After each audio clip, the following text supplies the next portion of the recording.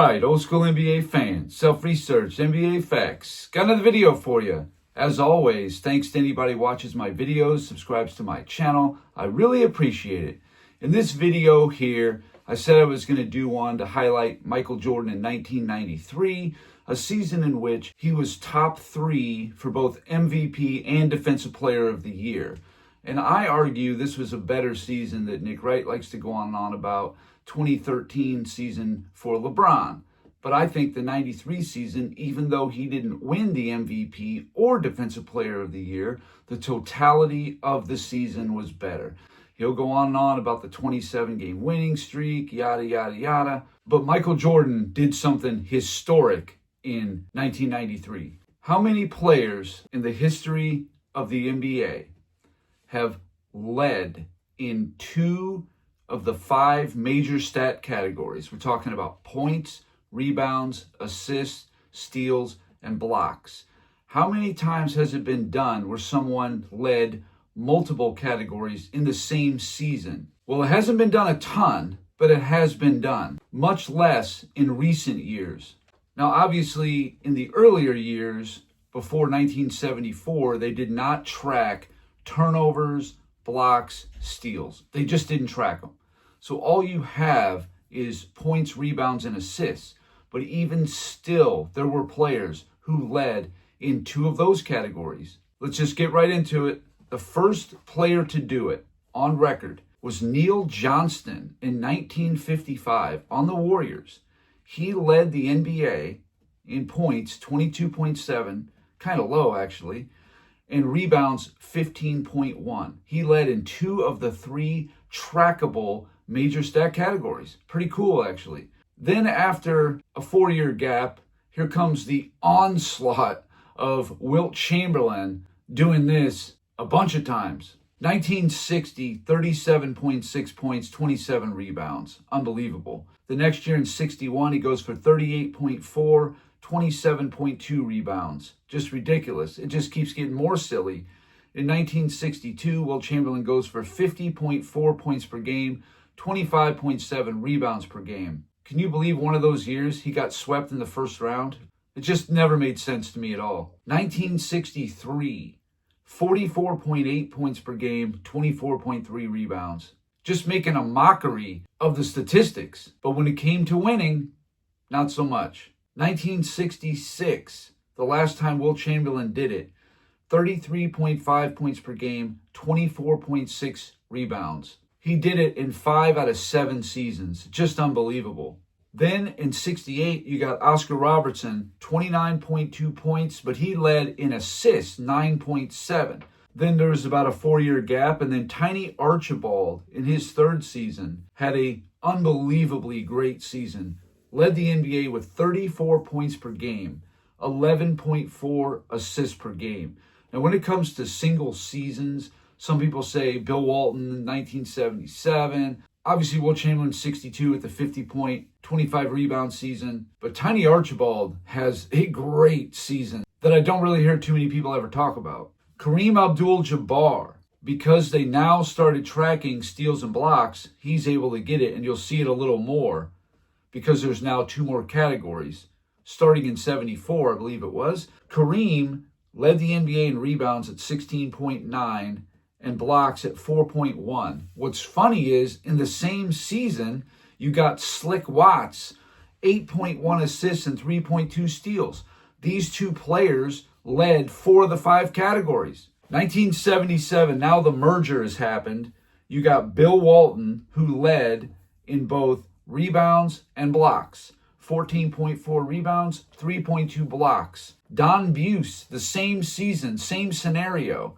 He leads in assists at 8.5 and steals at 3.5. Then Michael Ray Richardson in 1980, also in assists and steal, 10.1 assists, 3.2 steals.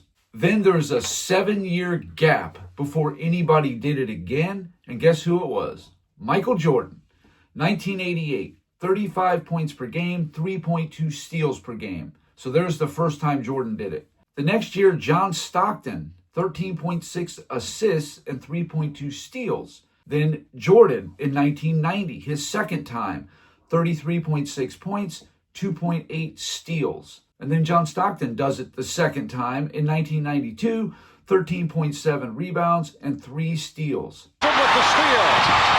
Battled away by Jordan. Fast break. Jordan.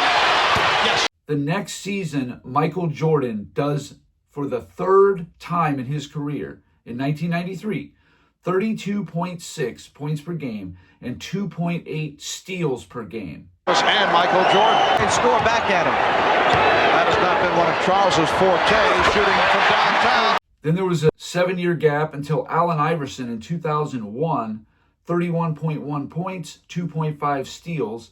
And then he did it again in 2002, 31.4, 2.8 steals. In the same season, Ben Wallace in 02, 13 rebounds, 3.5 blocks. Always funny to me when it's multiple guys doing it in the same season, because it's like two guys basically owned the league leaders.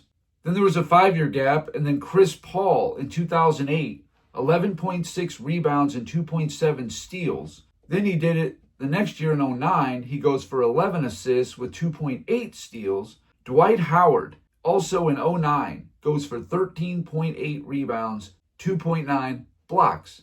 And then Dwight Howard did it again in 2010, a back-to-back, 13.2 rebounds, 2.8 blocks. Not bad. Chris Paul, for the third time, led in assists at 10.7 and steals at 2.5.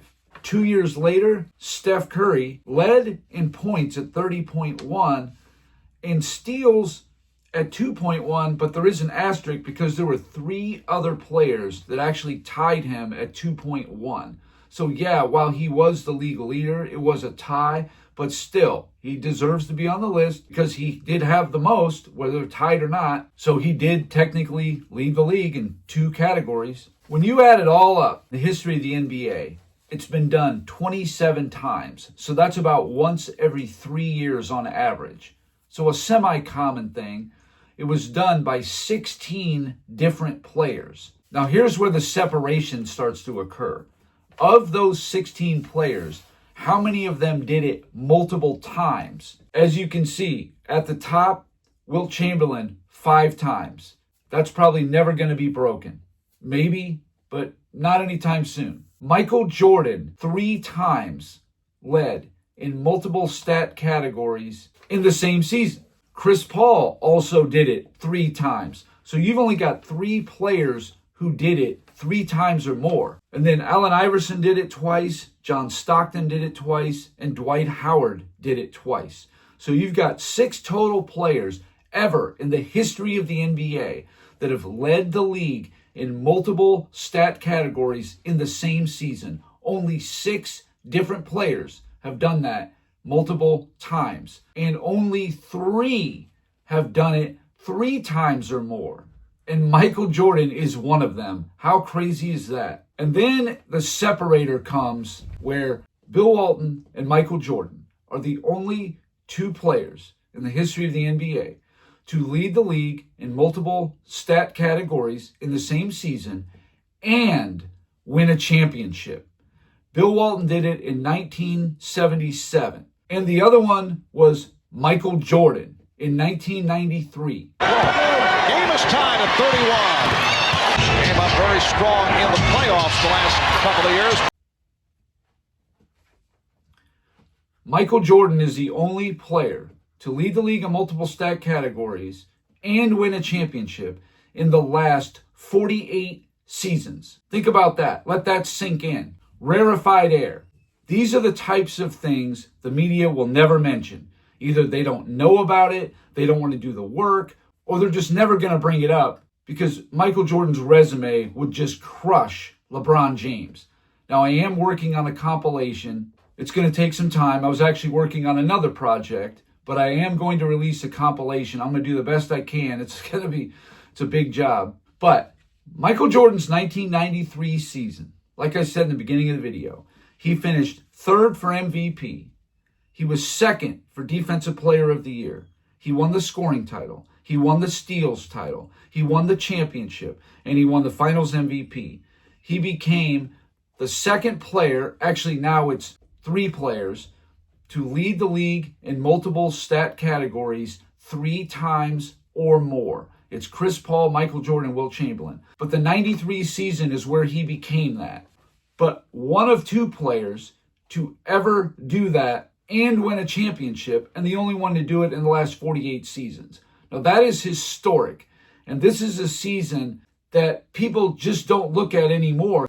They just want to look at MVPs, Defensive Player of the Year, and championships, and then just move on. For me, Michael Jordan easily could have been the MVP. I know his team won 57 games, and you had a 60-win Knicks team that looked really good, led by Patrick Ewing. I think he actually only finished 4th that year. And then the Suns were on a 62-win season with Charles Barkley leading the way. Probably did deserve the MVP, but this season easily could have went for Michael Jordan. He led the league in 2 major stat categories. Being first team all defense, easily a case could be made. And then in the playoffs, it was pretty much ridiculous, all the stuff that Jordan was doing. He had great moments in that series. The 54-point game against the Knicks after this horrible 3 for 18 game where his game score was over 20. Couldn't have been that bad. And what he did in the finals. Jordan around Marley. Jordan all the way. Yes, and it counts. He locked up the series in game 4 when they were up 2-1. He makes the critical shot to win it. The shot clock and the game clock. Jordan, yes, and it counts. Then they were up 3-1. And this season also completed the three-peat. That was the first team to do that in 25 years. A very historic season for the Bulls and Michael Jordan individually, an often overlooked and underrated one because he didn't win the MVP. I would put this season up against Nick Wright's alleged peak season of LeBron James. But the context he leaves out of that often does is he had Dwayne Wade and Chris Bosh that he purposely joined. And then he had Ray Allen. And there was a stretch during those playoffs. I don't even know if people realize this. In the 2013 playoffs, there was a stretch where Miami lost 5 out of 9 games between Indiana and San Antonio. That's a fact. Look it up. It's definitely a season that should get a little more shine than it does because it's the lowest record of the 6 championships at only 57. They were not the 1 seed. That's the only year they weren't in the 6 championships. But what Michael Jordan did individually was unbelievable. And what the Bulls did as a team was unbelievable. Coming back from 0-2. Wing for Smith. Stopped again by Pippen. All the things they did in that season, completing the three-peat. So anyway, that's all I got for this video. Thank you guys for watching. If you liked it, please hit the like button. If you wouldn't mind sharing it, that would be great. If you haven't subscribed already, please do. I give daily content, and that's it. Until next time.